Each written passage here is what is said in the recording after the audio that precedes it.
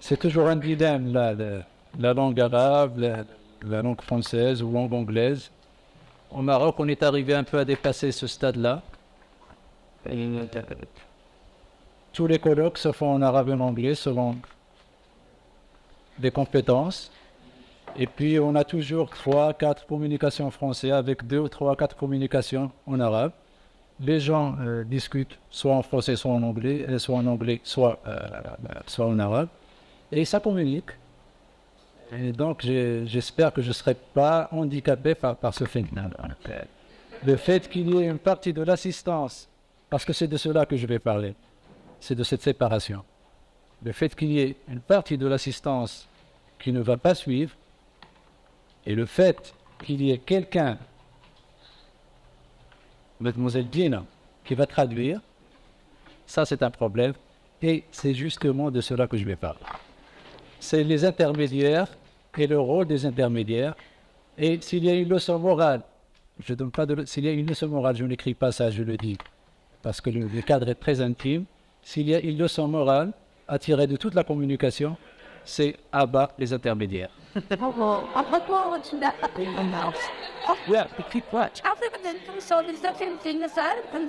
Je pense qu'il n'est pas nécessaire de traduire.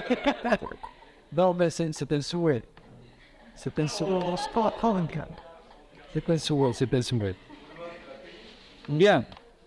Moi, je suis une autre. Donc, c'est cette chose-là. Donc, le propos d'aujourd'hui, j'essaierai de vous proposer une manière de dépasser ces grandes définitions du sacrifice, ces grandes définitions de la sainteté, qui proposent toujours un type de la sainteté ou un type du sacrifice comme étant la sainteté ou le sacrifice avec un grand S. Je serais plus pour une typologie comparée de plusieurs modèles de sainteté et de plusieurs modèles de sacrifice, et que les définitions classiques qui ont été données soit de la sainteté, soit de sacrifice, nous figureront dans cet exposé comme type dominant du sacrifice ou comme type dominant de la sainteté. Je vais un peu moins vite pour les intermédiaires, mais non, il faut aller moins vite. Je commencerai par le type dominant du sacrifice qui est fondé sur l'idée de consécration. C'est le sacrifice que nous connaissons en tant que musulmans, en tant que chrétiens, en tant que juifs. Le sacrifice la grande fête du sacrifice, les sacrifices aux saints, etc. Et donc, ce type de sacrifice, ou la définition générique de ce type de sacrifice, s'est présenté depuis 90 ans comme étant un acte religieux par l'intermédiaire de la victime sacrificielle, modifie l'état du sacrifice et des objets qui le concernent. Première notion, premier intermédiaire, un animal sacrifié. Ce n'est pas comme la prière où le contact est relativement direct. Il y a toujours un intermédiaire, il y a des paroles, il y a des gestes, mais c'est plus direct avec. Le sacrifice exige à chaque fois un animal à tuer. Premier intermédiaire. Et comme j'ai parlé de l'idée de consécration, ce n'est pas un animal qu'on tue comme dans les abattoirs. Le sacrifice est différent de la boucherie, en ce sens que la victime est consacrée. Il est consacré de différentes manières. Les rites abondent, les exemples abondent. Je vais donner quelques illustrations uniquement pour vous situer. Bon, la première, et en tant que musulman on le connaît, c'est que la bête doit d'abord être choisie sans défaut. Il peut être carré. Au Maroc, on enduit la bête avec du henné, on noircit la bête du sacrifice, du grand sacrifice de Eid Adha, on noircit les yeux de la bête avec du khol, et d'autres rites similaires qui préparent un peu la victime au sacrifice. Donc, victime, consacrée, la première idée ou la première notion sur laquelle se base ce modèle de sacrifice est la notion, pour ceux qui sont un peu familiarisés avec la théorie du sacrifice, est la notion de rite d'entrée. Il y a des rites préparatoires, il y a des rites d'entrée. Sans ces rites d'entrée, on ne peut pas sacrifier, on ne peut pas entrer en contact avec la divinité ou avec un saint ou avec Dieu. Donc, première idée à retenir, les rites préparatoires ou les rites d'entrée. Deuxième idée centrale. Je faut toujours.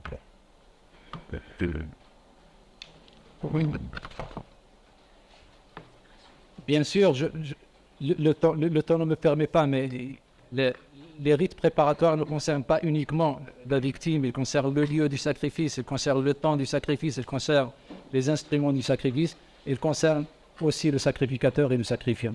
Je ne peux pas m'étendre là-dessus, mais l'idée principale, c'est que chacun de ces éléments, chacun de ces instruments doit être préparé par le sacrifice. L'idée seconde, centrale dans l'exposé, c'est que le sacrifice, si moi je suis sacrifiant, si moi j'achète la bête, je fais les frais du sacrifice, dans ce modèle de sacrifice, ce n'est pas moi qui va égorger la bête. Je dois également recourir à un second intermédiaire, c'est le sacrificateur. Le sacrificateur, vous voyez bien que ça tourne toujours autour de ces intermédiaires. Le sacrificateur est quelqu'un qui est familiarisé avec le sacré. Quelqu'un qui soit habite le lieu où va se faire le sacrifice, soit quelqu'un qui, par sa connaissance, par sa quotidienneté, par son savoir, a une certaine familiarité avec le sacré. Ça peut être un prêtre, ça peut être un frère, ça peut être un muqaddam, il y a plusieurs statuts, mais à chaque fois, il y a le fait que vous ne pouvez pas sacrifier, vous pouvez acheter la bête, vous pouvez faire les frais du sacrifice, mais il y a quelqu'un, un intermédiaire qui doit accomplir le meurtre ou qui doit accomplir l'acte de l'égorgement à votre place. Bon, ça c'est en gros, et de façon assez brève, les deux idées centrales sur lesquelles est fondé l'un des grands modèles qui a dominé, disons, l'étude des sacrifices. Depuis une trentaine d'années, on commence à critiquer ce modèle. Une quarantaine d'années. Et ce n'est pas par hasard que les critiques sont venues des hellénistes, de ceux qui ont étudié le sacrifice dans la Grèce antique et essentiellement la Grèce démocratique. Donc, là, c'est similaire au sacrifice que j'ai étudié. Le sacrifice que j'appellerais politique est un sacrifice qui ignore l'idée d'un intermédiaire, qui ignore l'idée d'un sacrificateur consacré une fois pour toutes. Nicolas Hopkins a eu la gentillesse de nous montrer, il n'y a même pas 2 heures, un film sur la région sur laquelle je travaille, que je regarde pour la première fois. Le film est fait en 1978. Le même sacrificateur, je l'ai observé en 85, 86, 87, 89. Donc, pendant une trentaine d'années, c'est la même personne qui appartient au même lignage qui sacrifie au nom de la commune. Mais à côté, et dans les mêmes villages, il y a un sacrifice communautaire, un sacrifice des villageois eux-mêmes. Et dans le même village où habite ce sacrificateur, ce sacrifice-là, il est fait par des gens interchangeables. Chaque fois que j'ai observé ce sacrifice, ce n'est pas ce sacrificateur qui sacrifie, mais c'est des gens qui appartiennent à l'assemblée. Et parfois même on hésite, on dit, bon, Nicolas, tu veux égorger? Non, moi j'ai mal à la main. Bon, veux-tu égorger François? Oui, si vous voulez. Bon, et il égorge. Et puis l'autre fois, c'est pas Nicolas, c'est Jean-Noël, et puis c'est Monsieur Fargue, et puis... Mais... Je ne dis pas de nom de femme parce que les femmes n'égorgent pas à la base, je reviendrai. Je vous reviendrai là-dessus. Et donc, il y a à chaque fois qu'une communauté prenne en charge sa religiosité, son sacrifice, l'idée de l'intermédiaire disparaît. C'est vrai pour mes villages, c'est vrai pour la Grèce antique, et c'est vrai peut-être pour d'autres régions que j'ignore. Mais la Grèce antique, c'est le citoyen qui sacrifie. Toutes les règles du sacrifice, bien sûr, dans la Grèce aristocratique et tout, il y avait le roi, il y avait des prêtres, etc. Mais dans la Grèce antique démocratique, au moins à travers les travaux des hellénistes comme Diron, comme j'ai oublié les noms maintenant, disons, pour ce type de société, la prêtrise est devenue assez marginale Et ce sont les acteurs politiques qui prennent en charge le sacrifice. Et ils le prennent selon des règles qui sont toujours, bien sûr, relatives au sacré, mais le sacré est réduit. Il est nettement réduit. Les rites préparatoires, la première idée dont j'ai parlé tout à l'heure, les rites préparatoires sont très très réduits. Et j'étais très frappé au début de mes recherches, 82-83, alors que moi j'avais en idée uniquement le sacrifice tel qu'il a été défini par Hubert et Monsedor. J'étais très étonné de voir que la victime de ce rituel, le Ma'rouf, qui fait l'objet du premier livre, que la victime était là, normale, et puis que le berger qui la conduisait lui donnait de temps à autre un cours ou des cours. Et je me disais, bon, où sont les rites préparatoires, où est le hanné, où ceci, où est cela. Ça, je l'ai découvert avec le sacrifice qu'on a vu tout à l'heure, mais parce que la victime, elle est là, il passe une nuit dans un lieu, il est paré, il y a des fumigations, il y a des bougies, il y a toute une procession. Et je me suis dit, il y a quelque chose qui fait la différence. Pourquoi un sacrifice se passe de cette façon, alors que l'autre se passe différemment? Et ça, je ne l'ai pas découvert en écrivant le premier livre, je l'ai découvert en écrivant le deuxième, quand j'ai comparé les deux, c'est que là, c'est une communauté politique qui se prend en charge, qui dit au sacrificateur, ça, ce n'est pas ton affaire, ça c'est une affaire de l'Assemblée, de la Jama'a, et nous, on est capable de sacrifier nous. Bien sûr, il y a tous les rites canoniques de l'islam qui sont respectés, c'est la victime est sacrifiée à côté d'un lieu sacré, soit la mosquée, soit un saint, etc. Cela ne veut pas dire que le sacré est évacué, mais il est relativement réduit. Toute l'emphase qui entoure le sacré sanctifiant est affaiblie.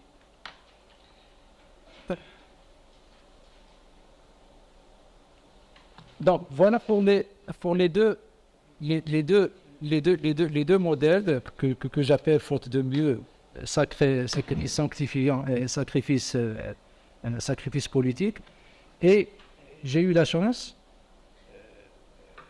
ça c'est un sacrifice que j'ai pas observé ailleurs, que j'ai pas observé normalement moi-même, que j'ai lu à travers des livres, à travers la littérature, essentiellement celle de Westermank. C'est un sacrifice qui n'a plus lieu à ma connaissance au Maroc, mais ça m'aiderait un peu à ébaucher un autre modèle, un autre type de sacrifice qui est complètement l'inversion du premier. Il est à l'inverse du sacrifice sanctifié.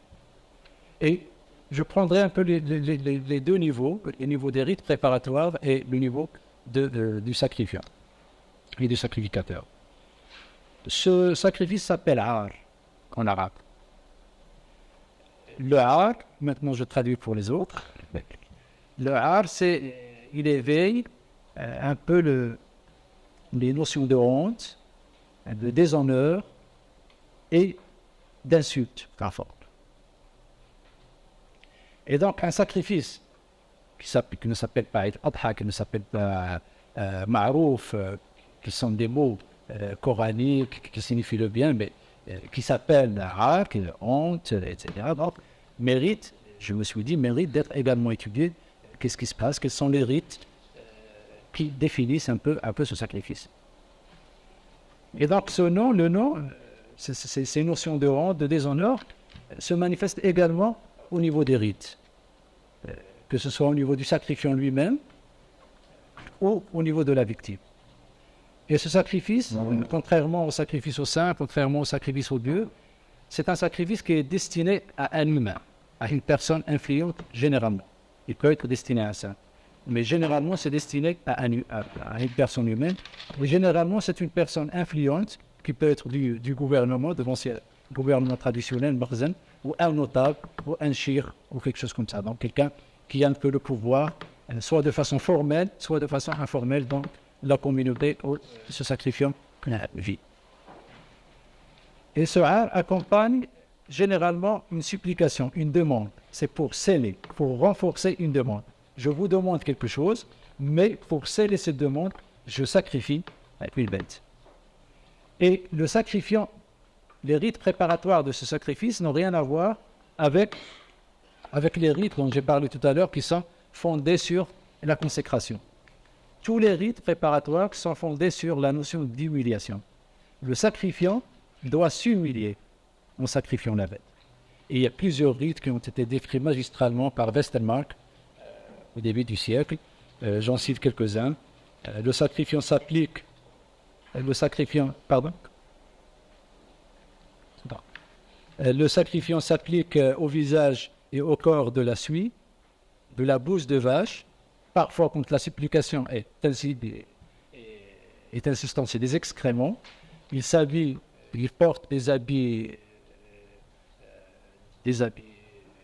pas des habits, mais il porte soit des morceaux usés de tente, soit des bas, soit le bas de linge, etc. Et donc, tout cela accompagne, disons, la première phase préparatoire du sacrifice. La victime non plus n'échappe pas à l'humiliation. Il y a un sacrifice qui porte un nom au Maroc, en Mauritanie, en Algérie, en Tunisie aussi, qui s'appelle Targiba, qui vient du nom arabe Urgoub, ou Urqoub, qui sont les jarrets, là, c'est ces tendons à l'extrémité du pied, des jarrets. Et le sacrifice, ou disons ce rite, veut que les jarrets de la victime soient coupés pour lui donner la forme de la supplication. C'est horrible peut-être, guillemets, c'est des choses qui ne se passent plus au Maroc, ça peut rassurer certains. Donc, c'est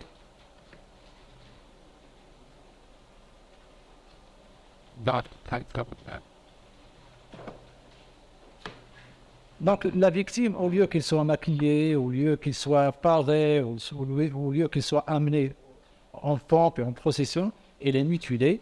Et ça, je ne l'ai pas vérifié, mais c'est uniquement Westermarck qui le dit, et un autre alim de face du 19e siècle, mais dans un autre contexte, dans un sacrifice dédié au génie. La pire dégradation, d'un point de vue canonique, c'est que la victime, on ne prononce pas volontairement le nom de la basmala sur la victime. La victime est réduite à une maïta, à une charogne. Cela veut dire tout simplement que le destinataire du sacrifice et le sacrifiant n'ont pas la possibilité de manger la victime. La victime est laissée au fort. Et donc, là, la question principale qu'il faudrait se poser, mais pourquoi cette logique du sacrifice? Pourquoi ne pas recourir aux deux autres modèles, sanctifiant et au modèle politique, à la limite? Tout simplement, et c'est là l'idée essentielle peut-être de la communication, c'est que à chaque fois, on a compris le sacrifice comme étant un intermédiaire entre les humains et les divinités ou Dieu. Et on a à chaque fois oublié et omis de dire que le sacrifice n'est pas uniquement un intermédiaire entre les humains et Dieu, mais également une structure de relation, une structure de statut entre les acteurs qui sont impliqués également dans le sacrifice. Pourquoi insister à chaque fois sur le rapport entre sacrifiant et divinité par l'intermédiaire de la victime et ne rien dire sur les rapports qui peuvent exister entre sacrifiant, sacrificateur, communauté et autres acteurs politiques? Et ce n'est qu'en élucidant cet aspect-là, ce n'est qu'en identifiant le type de rapport inégalitaire, autoritaire entre le sacrifiant et le destinataire du sacrifice qu'on peut comprendre cette logique. C'est un affront que de demander à une personne influente, de lui demander une faveur et de venir en djellaba blanche, maquillée, etc. Ça va être conçu comme un affront. Donc, ce sacrifice exige l'humiliation, soit de la victime, soit du sacrifiant. Et c'est des sacrifices qui étaient, à l'époque des guerres intertribales, étaient généralement accomplis par les tribus vaincues. Et également pendant la pacification française. Donc, voilà pour les trois modèles esquissés très brièvement. Sacrifice sanctifiant fondé sur la consécration, sacrifice humiliant qui recourt généralement à l'interchangeabilité des acteurs et à l'application des règles politiques plutôt que de règles sacrées, et le sacrifice humiliant qui est fondé qui n'est pas fondé sur l'idée de consécration, mais l'idée de l'humiliation de tous les éléments du sacrifice, du sacrifiant, de la victime sauf le destinataire du sacrifice, bien sûr, qui est dans l'honneur et héros aussi.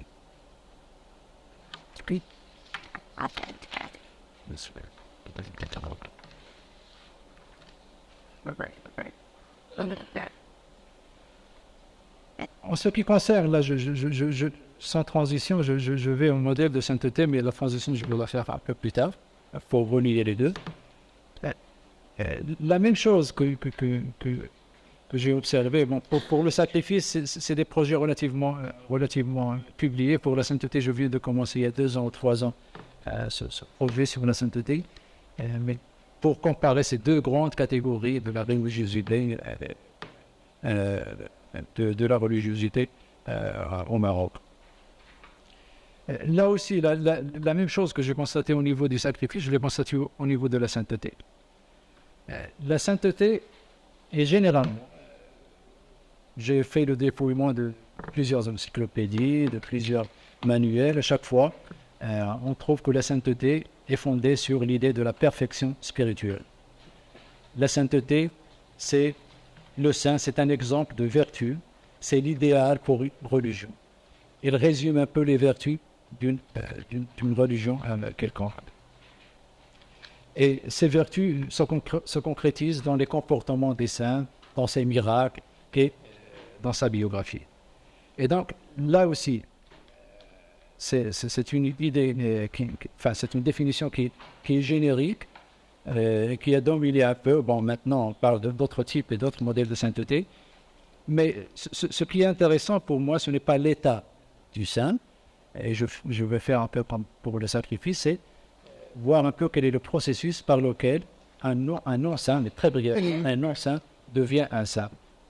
Comme on a vu, comment une bête non sacrifiée, non consacrée devient sacrée, etc. Et là, nous retrouvons pratiquement le même schéma que pour le sacrifice sanctifiant.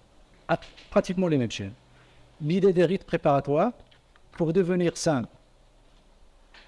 il y a toute une série, parfois ce n'est plus un quart d'heure, ce n'est plus 20 minutes comme pour la bête, mais c'est parfois des années et des années avec des états, des maqams, etc. qu'il faudra traverser avant d'accéder à la sainteté.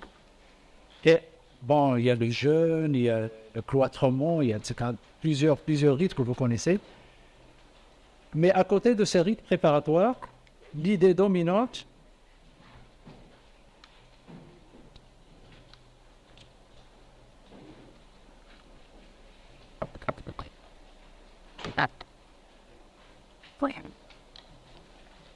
donc à côté de ces rites préparatoires,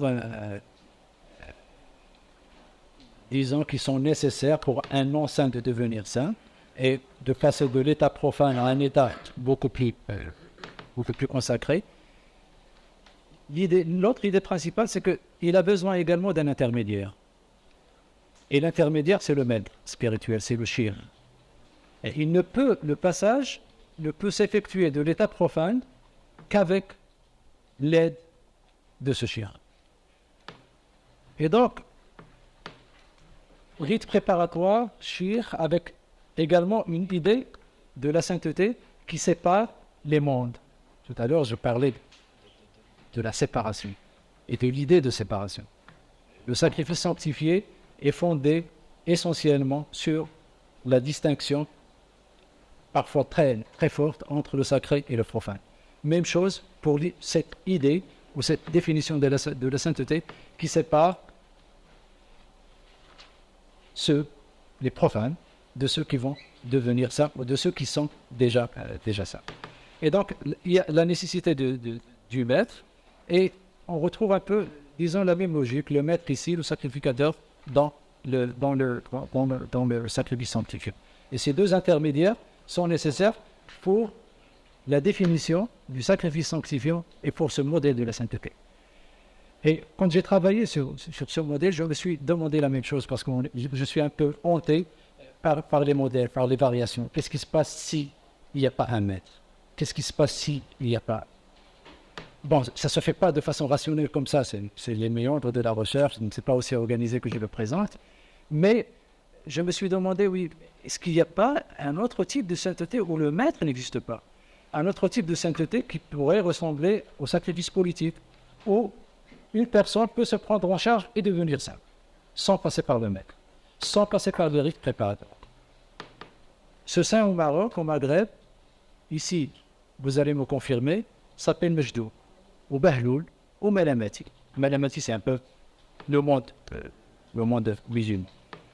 Mejdou, bien sûr, c'est dans la littérature arabo-musulmane, persane, etc.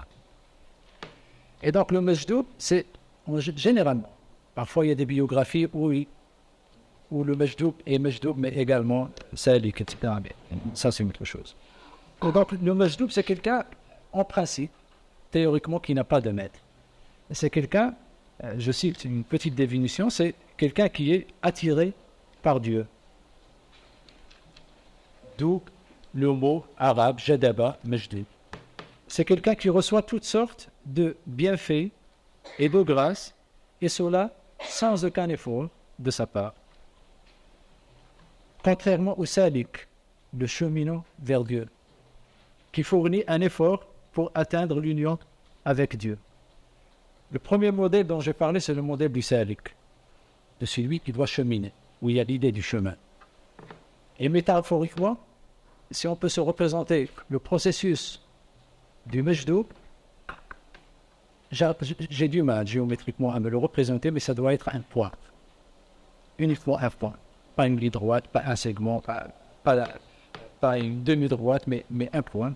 C'est, on devient Mejdou, on ne sait pas pourquoi, on ne sait pas comment. Ça, c'est la représentation, mais je sais que à travers les biographies, il y a toujours des stratégies pour devenir Mejdou, comme c'est montré dans le film, ou pour devenir Chouafa. Donc, il y a plusieurs stratégies, mais de toutes les façons, c'est représentant comme étant une chose instantanée. On devient Mejdou sans même le vouloir. On n'a rien fait pour devenir saint, mais on devient saint. Et donc, ce n'est pas une sainteté qui est fondée sur la notion de l'initiation. Ce n'est pas une sainteté qui se forme dans des cadres institutionnels. C'est une sainteté libre. C'est une sainteté. Quand on dit il est attiré par Dieu, moi je traduirais, je suis sociologue, anthropologue, qu'il ne doit la sainteté à personne. Qu'il la doit ni à un shir, ni à une confrérie, ni à une autre agence quelconque. Et donc là, l'intermédiaire n'existe pas, les rites préparatoires n'existent pas, on devient Mejdou, et en anthropologie, on le sait, quand l'autorité n'existe pas, au moins au niveau des rituels, c'est l'obscénité, c'est la licence qui s'installe. À chaque fois qu'il y a renversement, ou qu'il y a contestation de l'autorité, c'est dans les rituels d'inversion et dans les rituels de rébellion tels qu'ils étaient étudiés par plusieurs anthropologues, et dans la même vallée, il y a une œuvre magnifique, un livre magnifique d'Abdullah Hamoudi sur les mêmes tribus sur lesquelles on a travaillé ensemble, où il traite de la mascarade et où il traite de ces jeunes, des attributs qui occupent la place une fois que ceux dont j'ai parlé tout à l'heure, les assemblées, ceux qui sacrifient, sont obligés de la quitter.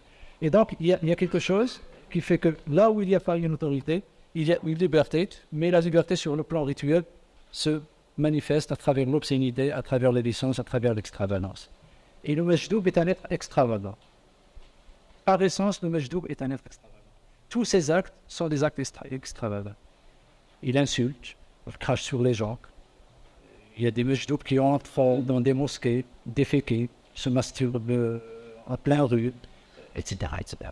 Mais ils sont ces mêmes. Et ce n'est pas moi qui le dis, parce qu'on va vous dire, vous, occidental, etc., vous avez tout embrouillé. C'est des alims du 19e siècle, de la géographie. C'est un article qui va être bientôt publié. Un alim, le Ketani, dont personne n'ignore la capacité juridique, il est d'ailleurs passé par là. Il a laissé une œuvre monumentale, mais il a également laissé une œuvre sur les fuqaha, les ulama et les majadib de Fès. Et il met côte à côte les majadib avec les ulama. Donc, bon, ça c'est le 19e siècle. On est un peu en retard par rapport au 19e, quoique la modernité avance. Mais on n'a jamais refusé à ces gens-là la sainteté. Et moi, tel que j'ai été socialisé, c'est on me disait, tiens, ça la biographie de X, et qu'on me décrive, c'est pas que ça, c'est peut-être ça le fou, peut-être ça, mais je dirais jamais c'est un ça.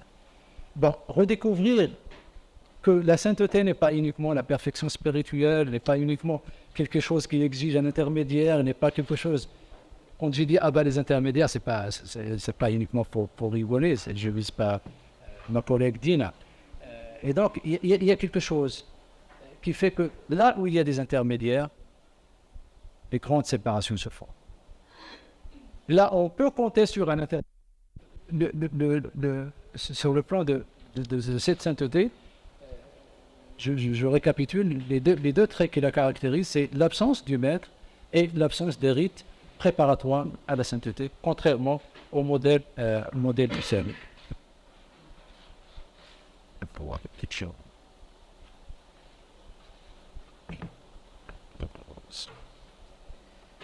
Bon, pour conclure très brièvement, je dirais, peut-être je reprendrai quelque chose que j'ai dit tout à l'heure. Je pense que l'idée de cette sainteté et de ce sacrifice qui était fondé sur la séparation du monde profane et du monde sacré a quelque chose à voir, c'est une structure de pensée, c'est un schème, mais il a quelque chose à voir avec la stratification sociale. Plus il y a une stratification sociale qui distingue prêtre ou muqaddam ou fqih du commun des mortels ou un shir du mouride ou des autres, plus il y a cette stratification, plus cette stratification pour se maintenir a besoin d'un schème qui oppose les deux mondes. Comme ça, on aura toujours besoin, un mouride aura toujours besoin d'un shir, moi pour égorger, j'aurai toujours besoin d'un sacrificateur, et cette opposition a un fondement, c'est la grande contribution des deux livres, c'est d'essayer de voir en quoi les schèmes de pensée, en quoi les structures de pensée sont sociologiquement, ont un fondement sociologique. Et là où il y a une démocratie antique, la Grèce antique, ou là, quand dans les villages sur lesquels j'ai travaillé, c'est l'assemblée elle-même, c'est les chefs du foyer du village qui prennent en charge le sacrifice, il y a de moins en moins recours à un monde séparé, un monde profane et un monde sacré. De même pour le Majdoub. Le Majdoub, c'est la confusion, c'est le désordre, alors que la sainteté telle qu'on l'a définie, c'est l'ordre, c'est la séparation. Et donc, il y a peut-être quelque chose. Bon, peut-être que je vais m'arrêter parce que non, je pense que c'est assez. Il y a quelque chose à apprendre, ça c'est ma deuxième conclusion. On traverse le monde arabe, en tout cas le monde arabe, les pays arabes que je connais un peu, traversent une certaine période où le politique et le religieux s'entre-déchirent. Nous avons des acteurs politiques à 100%, des acteurs religieux à 100%, mais des acteurs religieux qui veulent appliquer des règles religieuses à la politique et des acteurs politiques qui veulent appliquer des règles politiques à la religion. Et je pense, j'ai commencé à le faire il y a 2 ou 3 mois, en travaillant sur les associations religieuses et sur les chaînes de la sainteté. J'ai commencé par Shabibat Islami d'Égypte, et j'ai trouvé que le modèle de la Shabiba Islamia est très proche du modèle du Salik, où le monde est séparé en deux. Je ne me rappelle plus, j'ai mes notes, mais ce n'est pas l'essentiel. Où le gars a quitté le Caire, il a vécu dans les grottes, etc. Je ne m'étends pas là-dessus parce que c'est un projet que je viens de commencer, mais j'ai tenu à dire qu'une des conclusions de ce travail pourrait être actualisée en regardant un peu quels sont les rapports entre le religieux et le politique actuel. Je vous remercie.